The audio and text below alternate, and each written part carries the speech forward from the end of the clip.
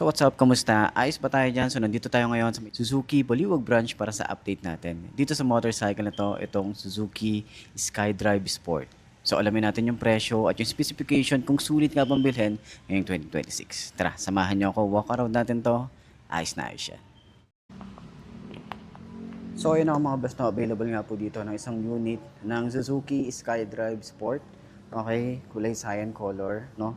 So ayan, sa mga nagtatanong ano yung specs nito, nandiyan sa gilid ng screen nyo para at least malaman nyo kung yung, ano yung full specs na meron to. Okay? So kung naghahanap ka ng mga beginner bike, tapos medyo gusto mong matuto muna ng mga small displacement, pwede to kasi nga kahit anong, lalo na yung mga kagaya kong maliliit. Okay? So pwede to pang beginner bike nyo. So, hindi siya masyadong mataas. Abot na abot nyo naman to. Lalo na ako. Okay, ayan. So, magaan yung motor. O, diba? Okay, think kaya tayo rito pero hindi tayo masyadong hirap pagdating sa clearance. Okay, sa ground clearance niya. Tapos yung shock, maganda yung shock. Mga 8/10.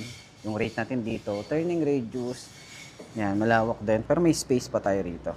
Yung legroom natin dito, may space pa rin tayo rito. And yung ating gulay board kasi is malawak din.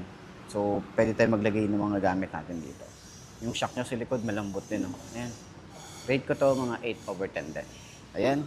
So, ganito yung tsura natin pag nagra-rides.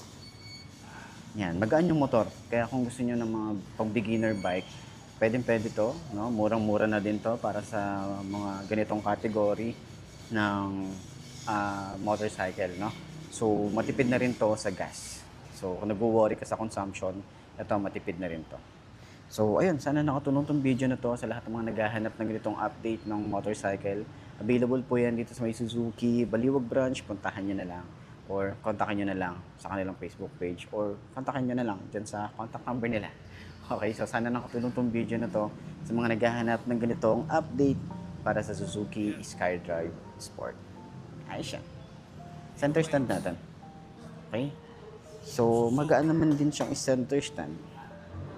Ayan, hindi naman tayo masyadong hirap. Ayos. Para mauna minsan para lang makauwi. Yeah. Galing sa baba, ngayon nasa kalsada. Pangarap ang dala, hindi puro yabang lang pre. Bawat patak ng pawis, naging litro ng gasolina. Lahat ng hirap kahapon, dahilan kung bakit ibumbak. Hindi ako nakikipaggarera sa iba. Sarili kong kahapon ang gusto kong talunin. Habang sila abala sa opinyon ng tao, ako tahimik pero tuloy ang pagangat. Suzuki!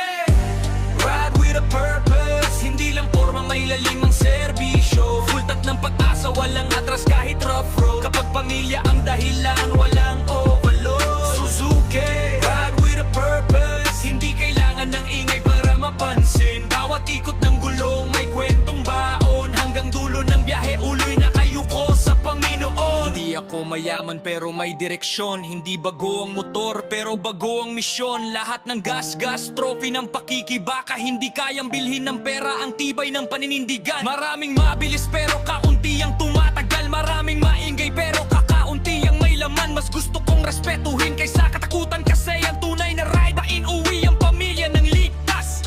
Kung bumagal ako, hindi ibig sabihin talo. Minsan ang mabagal siyang umaabot sa dulo. Respeto sa daan, respeto sa buhay. Yan ang tunay na flex na walang kapalit.